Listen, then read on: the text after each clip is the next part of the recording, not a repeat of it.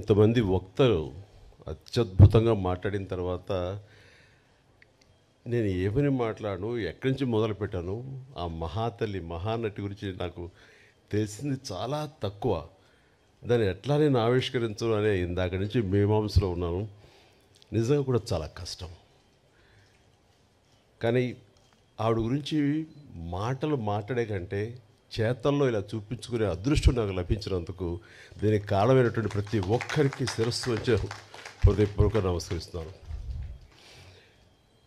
But ఆవిడతోటి నాకు అనుబంధం ఉంది అని చెప్పుకోవటం అన్నది నాకు చాలా సంతోషంగా గర్వంగా అనిపిస్తుంది.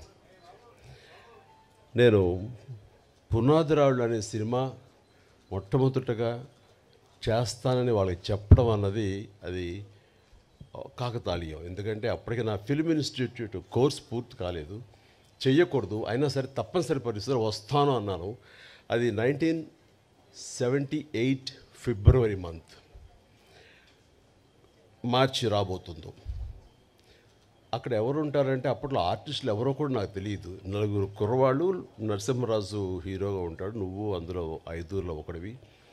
అక్కడికి వెళ్ళిన తర్వాత నెమ్మదిగా ట్రైన్ ఎక్కి రాజమండ్రి వెళ్తుంటే షూటింగ్ సమయంలో నువ్వెవరితో యాక్ట్ చేస్తావో తెలుసా అన్నారు. తెలీదు. మహానటి సావిత్రి గారు ఉన్నారు, ఆవిడ కాంబినేషన్లో నటిస్తున్నావు అనేసరికి ఒక్కసారి ఒళ్ళు జలధరించింది. వాళ్ళు నాకు ఎందుకు చెప్పలేదో ఏమో నాకు తెలియదు, కానీ ఇది నిజం అన్నట్లుగా అవాక్య వింటే ఎస్. ఆవిడ రాజమండ్రి పంచవటి హోటల్ ఉండేది అప్పట్లో. ఆ పంచవటి హోటల్లో రూమ్లో సేద తీరుతున్నారు, రండి పరిచయం చేస్తామని నన్ను తీసుకువెళ్ళారు.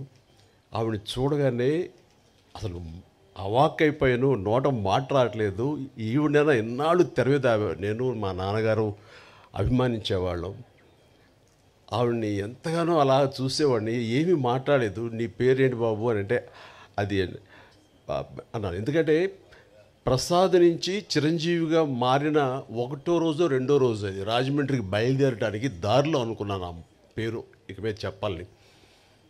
చిరంజీవి అన్నాను. శుభం అని అన్నారు. రేపో ఎప్పుడో మనంతా కలిసి నటిస్తామని చెప్పారు. అయిన తర్వాత అక్కడ రాజమండ్రి షూటింగుల్లో వర్షం వచ్చింది. ఫిబ్రవరి మార్చిల్లో వర్షం ఏంటని మీరు అనుకోవచ్చు, అవి మ్యాంగో షవర్స్ అంటారు, మొన్న కూడా వచ్చింది అట్లా. అలాంటి అకాల వర్షం వచ్చింది. ఒక గచ్చుతోటి ఉన్న ఒక హౌసు పంచలో పైన టాప్ రూఫ్ ఉంది, కానీ జల్లు పడుతూ ఉందన్నమాట. అందులో నటించినటువంటి యాక్టర్లు అందరూ రోజారమణి, కవిత, సావిత్రమ్మ గారు, గోకెన్ రామారావు, కొంతమంది ఆర్టిస్టులు వీళ్ళందరూ ఉన్నారు, నరసింహరాజు వీళ్ళందరూ ఉండిన తర్వాత చాలాసేపు వర్షం అలా వస్తూనే ఉంది, ఎవరికి తోయట్లేదు. మీకు తెలుసా ఈ అబ్బాయి చిరంజీవి అనే అబ్బాయి డ్యాన్స్ చాలా బాగా వేస్తాడు, సరదాగా చిరంజీవి డ్యాన్స్ ఏమయ్యా అన్నాడు. నేను అడగటం ఆలస్యం, అలాంటి ముందు రెడీ అయిపోతాను. నా దగ్గర టేప్ రికార్డ్ ఉంటుంది. అప్పట్లో బోనియమ్మనో లేకపోతే ఇలాంటి కొన్ని అబ్బా ఇలాంటి కొన్ని ఇవి ఉన్నాయి, ఇంగ్లీష్ నెంబర్స్, అది వేసుకుని డ్యాన్స్ చేస్తాను. నాకేంటంటే సావిత్రి గారు చూస్తున్నారు, ఇంకా పెద్ద ఉత్సాహం నాకు. అలా చేస్తుండగా ఆ జల్లుకి నా కాలు జారి గబుక్కుని కింద స్లిప్ పడిపోయాను. పడినవాడిని ఆగకుండా అక్కడ నాగుపాము డ్యాన్స్ లాగా చేస్తూ ఏదో అలా చేసేసరికి వాళ్ళందరూ క్లాప్స్ కొట్టారు. ఆవిడ కూడా చాలా సంతోషించి నాకు చాలా బాగా నచ్చావయ్యా అంటూ దగ్గర తీసుకుని ఆవిడ నా భవిష్యత్తులో మంచి యాక్టర్ అవుతావు అని అన్న మాట అంతా ఇంత కాదు, అంతటి మహానటి నోటు వెంబట చాలా మంచి యాక్టర్ అవుతావు, ఎందుకంటే నీలో స్పోర్టినెస్ చూశాను, ఆ తర్వాత కింద పడ్డ తిరిగి డ్యాన్స్ వేయటం అనేది ఆ నేచరు చూశాను, ఇవన్నీ చూస్తుంటే కనుక నీకు మంచి భవిష్యత్తు ఉంటుంది అని ఆ మహాతల్లి చేత అనిపించుకోవడం అనేది నాకు అంతా ఇంత కాదు, 1000 ఏనుగుల బలంగా అనిపించింది. ఆ తర్వాత మళ్ళీ ఆవిడతోటి మరొక సినిమా చేసే అవకాశం కలిగింది. అది చాలా రోజుల తర్వాత, అంటే 80లో అనుకుంటా, అది 1980లో. అది ప్రేమ తరంగాలు అని చెప్పేసి, అందులో నేను, కృష్ణరాజు గారు, సుజాత గారు, జయసుధ గారు మేమంతా ఉన్నాము. ఆవిడ నా తల్లి పాత్ర. ఆ తల్లితోటి మళ్ళీ ఆవిడ బిడ్డగా యాక్ట్ చేసి నటించే అవకాశం నాకు కలిగింది. ఇట్లాగా ఆ తర్వాత మళ్ళీ నేను ఆవిడ చూసే అవకాశం కానీ ఆవిడతోటి నటించే అవకాశం కలగలేదు. ఆ తర్వాత మరి కాలం చెందారు. కానీ ఆవిడ సినిమాలు ఎప్పుడు చూస్తుంటాను, పాత పాటలు ఎప్పుడు ఇంట్లో పెట్టుకుంటుంటాను. ఏదైనా పాత పాట చూడాలంటే కనుక నాకు సావిత్రమ్మ గారు యాక్ట్ చేసినవి, ఆవిడ పాడినవి ఆ పాటలే చూస్తుంటాను. ఎంత సునిశ్చితమైనటువంటి ఎక్స్ప్రెషన్స్, ఎంత హావభావాలు, కేవలం కళ్ళతో మాత్రమే ఆవిడ చూపించేటువంటి గొప్ప నటి. ఇందాక మన గత వక్తలు అన్నట్లుగా ప్రపంచంలో మరి ఏ నటి లేరండి. ఆవిడే కళ్ళతోటి యాక్ట్ చేసేవాళ్ళు, కళ్ళతోనే ఆకట్టిన వాళ్ళు, కళ్ళతోటి హావభావాలు పలికించేటువంటి గొప్ప నటీమణి. మా నాన్నగారికి చాలా ఇష్టమైన నటీమణి సావిత్రి గారు. సో బహుశా నాకు నాన్నగారి నుంచే వచ్చిందేమో.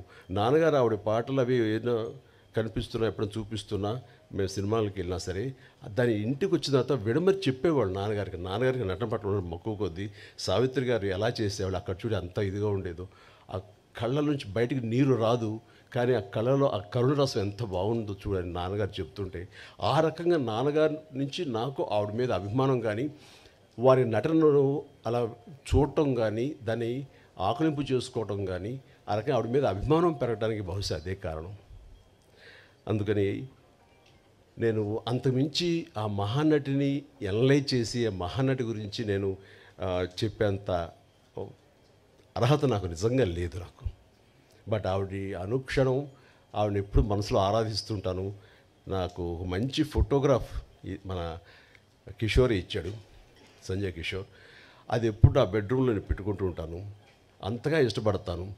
ఒకసారి అదే ఇంత చెప్తున్నారు చాముండేశ్వరి గారు, ఇంటికి వచ్చినప్పుడు నేను ఆవిడని ఎప్పుడు ఎంతగా ఆరాధిస్తానో, మీరు సడన్గా వచ్చారు నాకు నిజంగా తెలియదు, కానీ మీరు నమ్ముతారు నమ్మరు అంటూ ఆ బెడ్రూమ్లోకి వెళ్ళి ఆ ఫోటోగ్రాఫ్స్ ఆవిడ చూపించినప్పుడు ఆవిడ ఎంత స్పందించారు, ఎంత ఇదయ్యారంటే అంత ఇంత కాదు. బహుశా అంతగా ప్రేమించే ఒక యాక్టర్ చిరంజీవి లాంటి మనిషి చేత ఇది చేయించాలని ఆవిడకి ఎందుకు అనుకుంటున్నారో ఏమిటో నాకు నిజంగా తెలియదు. కానీ మన బ్రహ్మానందం గారు వాళ్ళు అన్నట్లుగా ఆ మహాతల్లి పైనుంచి నా గురించి ఈ పుస్తక ఆవిష్కరణ కానీ నా గురించి మరింత యంగర్ జనరేషన్స్కి తెలిసే విధంగా ఆ అవకాశం మళ్ళీ చిరంజీవి ద్వారానే బయట ప్రపంచానికి మళ్ళీ అందరికీ తెలిసేలాగా నేను ఎప్పుడూ చిరంజీవిగానే ఉంటాను. ఆయన మాటలు చాలా బాగా చెప్పారు. నేను చనిపోలేదు, నేను బ్రతికే ఉన్నాను అన్నది చెప్పుకునే ఇది నా ద్వారా లభించినందుకు, నేను దానికి ఒక వారధిగా ఉన్నందుకు నేను చాలా నా జన్మ సార్థకమైందని భావిస్తున్నాను.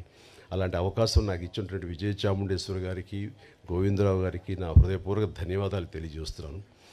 వారి ఇంటికి వచ్చినప్పుడు చాలా చిన్నగా చేసేద్దామండి, ఎందుకంటే అమ్మకి ప్రకృతి చాలా ఇష్టం. మీ ఇంట్లో ఎటు చూసి సరే పూల మొక్కలతో చాలా అందంగా ఉంది, ఇలాంటి చోట చేస్తే బాగుంటుంది, మీలాంటి మనసున్న మనుషులు చేస్తే సరిపోతుంది అనుకున్నప్పుడు అంతటి గొప్ప నటీమణిని, అంతటి వ్యక్తిని ఒక చిన్న చోట చిన్నగా చేయటానికి నాకు అసలు మనస్కరించలేదు. అందరికీ కొంచెం టైం తీసుకున్నా సరే ఇంతమందికి ఆవిడ గురించి చెప్పేలాగా అలాంటి ఆయా వక్తలు నేను ఇన్వైట్ చేసి వారి ద్వారా ఆవిడ గొప్ప ఔన్నత్యాన్ని తెలిసేలాగా నా వంతు ప్రయత్నం చేశాను. అందుకని ఇందులో నేను ఆవిడ గురించి ఏమని చెప్పగలను నేను చెప్పలేను. బట్ ఆవిడ గురించి ప్రేమ నాకు ఒక తల్లి లాంటి ఆవిడ మీద నా ప్రేమ మనసులోనే పదిలంగా దాచుకుంటూ, ఆ మహాతల్లి నాకు తన కూతురైన చాముండేశ్వరి, నా సోదరైన చాముండేశ్వరి ద్వారా నాకు ఈ అవకాశం ఇచ్చిందని భావిస్తూ, ఇది నా జీవితానికి దక్కినటువంటి గొప్ప అమూల్యమైన అవకాశంగా నేను భావిస్తున్నాను.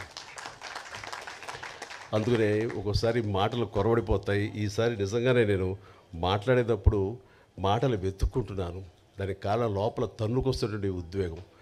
అలాంటి భావోద్వేగాల మధ్య ఉన్న నాకు ఆ మహాతల్లికి మీ అందరి సమక్షంలో నేను మనస్ఫూర్తిగా నా నివాళులు అర్పించుకుంటూ, ఆ మహాతల్లికి ఇంతకంటే ఇంకేమి చేయగలం అంటూ నేను తెలియజేస్తూ, ఇంత ఓపికగా మీరందరూ ఉన్నారు, ఇంత చక్కగా మీరందరూ వీక్షించారు, అందరికీ నా హృదయపూర్వక ధన్యవాదాలు తెలియజేస్తూ, నాకు ఈ అవకాశం ఇచ్చినందుకు ప్రతి ఒక్కరికి నా హృదయపూర్వక ధన్యవాదాలు. అలాగే పేరున ఇక్కడ ఇచ్చేసినటువంటి వీళ్ళందరూ కూడా ఒక ఫోన్ కాల్ చేసి రండి అనగానే పెద్ద ఎత్తున వచ్చారు, ఎక్కువ సమయం వెచ్చించారు, చాలా అద్భుతంగా మాట్లాడారు. వీరందరికీ నా హృదయపూర్వక ధన్యవాదాలు తెలియజేసుకుంటున్నాను. Good night.